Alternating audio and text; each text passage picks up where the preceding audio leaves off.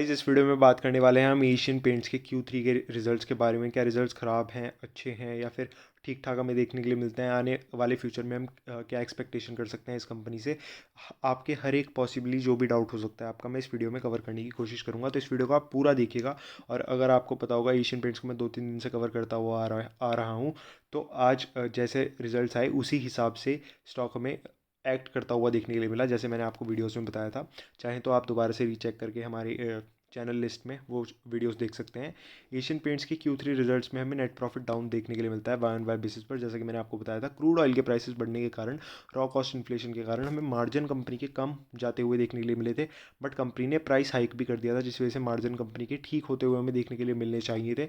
But एक ही quarter में ऐसा कुछ स्टेबलाइजेशन नहीं होता है, धीरे धीरे टाइम लगता है इन सभी चीज़ों को, 1 2 3 क्वार्टर लगते हैं ये चीज़ें स्टेबलाइज होने में। फिर रिवेन्यू आप देख सकते हैं 26% से बढ़े हैं, जो कि शानदार बात है। और रिवेन्यू को ही आपको देखना चाहिए कि कंपनी का जो है माल बिक रहा है। तो एक पर्सपेक्टिव से समझाने की आपको कोशिश करता हूँ। जैसे 10,000 करोड़ का हमें रिवेन्यू दिखने के लिए मिल जाता था लास्ट ईयर सेम क्वार्टर से, क्योंकि वाई ऑन वाई बेसिस पर हम कंपैरिजन कर रहे हैं। तो 2600 करोड़ का फालतू माल बिका है। मतलब इस बार फालतू इन द सेंस कि उसके एड ऑन करते हुए 26% और एक्स्ट्रा माल हमें बिकता हुआ देखने के लिए मिल जाता है। तो इस क्वार्टर में लास्ट ईयर के कंपैरिजन में 12,600 करोड़ का माल हमें बिकता हुआ देखने के लिए मिल जाता है। अब आपको मैं नेक्स्ट चीज़ समझाने की कोशिश करता हूँ। लास्ट में हम गाइस टेक्निकल एनालिसिस भी करेंगे, तो बने रहिए आप। और अगर चैनल पर पहली बार आए हैं तो चैनल को सब्सक्राइब करके वीडियो को लाइक कर सकते हैं। आपको अगर किसी स्टॉक के रिगार्डिंग वीडियो चाहिए तो आप कमेंट्स में बता सकते हैं, मैं नेक्स्ट वीडियो आपको बनाकर दे दूंगा। Paints maker Asian paints on Thursday side it's consolidated net profit tanked 18%। मतलब टैंक मतलब हमें गिरते हुए देखने के लिए मिलते हैं ईयर ऑन ईयर बेसिस पर। यानी कि दिसंबर 2020 के क्वार्टर से दिसंबर 2021 के क्वार्टर में हमें ईयर ऑन ईयर जंप देखने, आई मीन डाउनफॉल देखने के लिए मिल जाता है। 1,015 करोड़ के हमें प्रॉफिट्स देखने के लिए मिल जाते हैं इस बार। हालांकि पिछली बार 1,238 करोड़ के हमें देखने के लिए मिले थे। This is even as the company has reported 26% Y-on-Y rise in revenue from operations at rupees 8527.24 crore. तो एक चीज़ मैं आपको समझाने की कोशिश कर देता हूँ एक लेमैन लैंग्वेज में, जैसे मेरा प्रयास रहता है आप सभी को साधारण भाषा में समझाने का। तो एशियन पेंट्स ने लास्ट क्वार्टर में, आई मीन लास्ट साल सेम क्वार्टर, 100 रुपये का माल बेचा था। और इस साल उन्होंने 126 रुपये का माल बेचा है। मतलब 26% बढ़ गया। बट प्रॉफिट यहाँ पर आपको डिप होते हुए देखने के लिए मिल जाते हैं 18% से। यानी मान लीजिए अगर 100 रुपये का माल बेचा था एशियन पेंट्स ने, तो उन्हें 10 रुपये का प्रॉफिट हो रहा था। लेकिन इस साल उन्हें 126 रुपये का माल बेचने पर 18% का डिक्लाइन, मतलब 8.2 रुपये का प्रॉफिट जो है वो देखने के लिए मिल रहा है। तो मैं एक चीज़ आपको समझा देना चाहता हूँ। वैसे 8.2 रुपये का प्रॉफिट नहीं हो रहा है, ये 126 का ये परसेंटेज है। सो ओवरऑल मतलब मोटा मोटा शायद मैं आपको समझाने में सक्षम रहा हूँगा। तो गाइस रिवेन्यू जो है बढ़ रहे हैं, यानी माल जो है बिक रहा है। लेकिन प्रॉफिट हमें डाउन जाते हुए इसलिए देखने के लिए मिल रहे हैं क्योंकि ऑब्वियसली क्रूड ऑयल के प्राइसेस बढ़ रहे हैं, तो मैन्युफैक्चरिंग कॉस्ट ज़्यादा लग रही है। जैसे 100 रुपये का कोई पहले माल बिका करता था, तो उसे 80 रुपीज़ मैन्युफैक्चरिंग कॉस्ट आती थी उसकी। बट क्रूड ऑयल के प्राइसेस बढ़ने के बाद 90 रुपीज़ कॉस्ट आने लगी। काफ़ी बार मैं समझा चुका हूँ इस चीज़ को, बट जैसे नए व्यूअर इस वीडियो को देख रहे होंगे तो मैं उनके लिए एक्सप्लेन कर देता हूँ। तो 90 रुपीज़ मैन्युफैक्चरिंग कॉस्ट आ गई।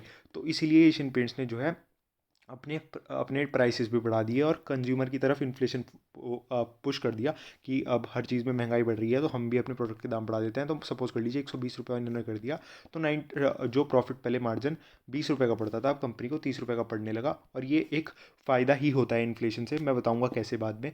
क्योंकि ये सभी चीज़ें, क्रूड ऑयल का बढ़ना, फेड के इंटरेस्ट रेट घटाना, एक्सेट्रा एक्सेट्रा, एक टाइम पर स्टेबल हो जाएगा। बट एक बार अगर एशियन पेंट्स ने 100 रुपये से 120 अपनी मैन्युफैक्चरिंग, आई मीन अपनी सेलिंग कॉस्ट कर दी, तो 120 रुपये से वो 110 रुपये नहीं करेंगे कि अब सब कुछ स्टेबल हो गया है तो चलिए हम भी सस्ता बेचते हैं। तो इसीलिए इन्फ्लेशन इन सभी स्टॉक्स का फ्रेंड ही होता है एक तरीके से। तो आई होप मैं आपको समझाने में सक्षम रहा हूँगा। तो प्रॉफिट्स इसलिए कंपनी के डाउन जा रहे हैं क्योंकि मैन्युफैक्चरिंग कॉस्ट ज़्यादा लग रही है, बट माल कंपनी का ज़्यादा ही बिक रहा है, जो एक पॉजिटिव पॉइंट हमें देखने के लिए मिलता है। मैन्युफैक्चरिंग कॉस्ट आज नहीं तो कल आपको कम आती हुई देखने के लिए मिलेगी, जब सभी सिचुएशंस नॉर्मलाइज हो जाएंगी। और सिचुएशन नॉर्मलाइज नहीं होती है तो ऑब्वियसली एशियन पेंट्स अपने प्राइसेस और बढ़ा देगा। एशियन पेंट्स सेक्टर की लीडर कंपनी है। अगर किसी को पेंट खरीदना है तो उन्हें एशियन पेंट, बर्जर पेंट से 2-3 ही ऑप्शन देखने के लिए मिल जाते हैं। और सारी कंपनीज एक दूसरे का मतलब साथ में देखकर ऐसे अपने प्राइस हाइक कर ही देती है, क्योंकि ऑब्वियसली कोई कंपनी नुकसान में तो काम यहाँ पर नहीं करना चाहेगी, सबको प्रॉफिट्स ही यहाँ पर चाहिए। चलते हैं आगे। तो आई होप मैं ये चीज़ आपको समझा पाया। अब आपको ये चीज़ समझा देता हूँ मैं कि पहले आप देखिए दिसंबर क्वार्टर 2021 और यहाँ पर नेक्स्ट दिसंबर क्वार्टर 2021 का यहाँ पर दिख जाएगा आपको। तो इसके कंपैरिजन में हम कंपैरिजन कर रहे हैं। अब मैं आपको एक चीज़ समझा देता हूँ। ये मैंने रेवेन्यू का चार्ट खोला हुआ है। आप देख सकते हैं जून में 558 करोड़ का प्रॉफिट रेवेन्यू था कंपनी का, और अब 77,096 करोड़ का आपको रेवेन्यू देखने के लिए मिल जाता है कंपनी का। बट आपको इस साल 568 करोड़ का प्रॉफिट देखने के लिए मिलता है, और इस साल 596 करोड़ का प्रॉफिट देखने के लिए मिल जाता है। तो आप देख सकते हैं रिवेन्यू कंपनी के बड़े हैं बट कंपनी का प्रॉफिट घटा है, जैसा कि मैंने आप सभी को समझा दिया, मैन्युफैक्चरिंग कॉस्ट एक्सेट्रा एक्सेट्रा। अब चलते हैं टेक्निकल्स की तरफ, और टेक्निकल्स में मैं कुछ समझाने की आपको कोशिश करता हूँ। अब गाइज मैंने आपको काफ़ी बार बताया है मार्केट जो है फ्यूचर में काम करते हैं, तो पहले ही वो चीज़ें मार्केट्स ऐड ऑन कर लेता है। तो जैसे आपको पता है यहाँ तक सब कुछ नॉर्मल चल रहा था, प्रॉफिट्स रिवेन्यू सब बढ़ रहे थे, तो मार्केट्स अच्छे ही क्वार्टर्स की एक्सपेक्टेशन लगा रहा था। बट जैसे raw cost inflation etcetera etcetera आया, प्रॉफिट्स डाउन हुए, तो स्टॉक का प्राइस भी मार्केट ने डाउन कर दिया। फिर उसके बाद इन्होंने यहाँ कुछ इन लेवल्स पर प्राइस हाइक की, तो फिर से दोबारा आपको स्टॉक शूट अप देखने के लिए मिला कि जो है एशियन पेंट्स के रिजल्ट अच्छे आएंगे। फिर यहाँ से वैल्यूएशन ज़्यादा हो गई और स्टॉक ने अच्छी रैली दे दी, तो प्रॉफिट बुकिंग हमें देखने के लिए मिलनी चाहिए थी, और ब्रोकरेजेस फर्म्स के भी बयान आने लगे कि एशियन पेंट्स के रिजल्ट्स खराब आएंगे। तो एशियन पेंट्स हमें डाउन होता हुआ देखने के लिए मिल गया। तो तीनों सिनेरियो मैंने आपको बता दिए थे कि नॉर्मलाइज अगर रिजल्ट आएंगे तो सेम रेंज बाउंड होता हुआ आपको एशियन पेंट्स देखने के लिए मिलेगा।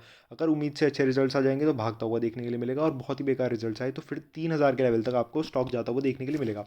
तो अभी जैसे मार्केट ने भी अभी रिएक्ट कर दिया है, जैसे आज इसके हमें सेशन क्लोज होने से पहले पहले ही रिजल्ट्स देखने के लिए मिल गए। तो पहले अच्छी खासी सेलिंग हो रही थी एशियन पेंट्स में, आप देख सकते हैं यहाँ पर, बट फिर हमें एशियन पेंट्स में बाइंग देखने के लिए मिल जाती है। तो पॉजिटिवली ही एक तरीके से मार्केट्स ने रिएक्ट किया इसके रिजल्ट्स को। तो गाइज जो होना था वो तो हो गया, अब बात करते हैं फ्यूचर की। तो गाइज रिजल्ट्स कंपनी के कंसोलिडेटेड ठीक आए हैं, और ठीक ठीक रिजल्ट्स आए हैं कंपनी के। आने वाले फ्यूचर और बेटर हो सकते हैं, क्योंकि मैंने जैसे बताया एक बार अगर 100 से 120 कर दिया तो 110 करने का तो कोई सवाल ही पैदा नहीं होता। इन्फ्लेशन भी कंट्रोल में आती हुई हमें देखने के लिए मिली जाएगी। 25 जैन को पीडीलाइट के भी रिजल्ट्स आने वाले हैं, तो वो भी काफ़ी इंपॉर्टेंट रहेगा देखने के लिए। तो फिलहाल आपको, अगर आज आपने, जैसे मैंने आपको बताया 3250 के आसपास बहुत ही अच्छा मौका होगा स्टॉक्स को एक्यूमुलेट करने का।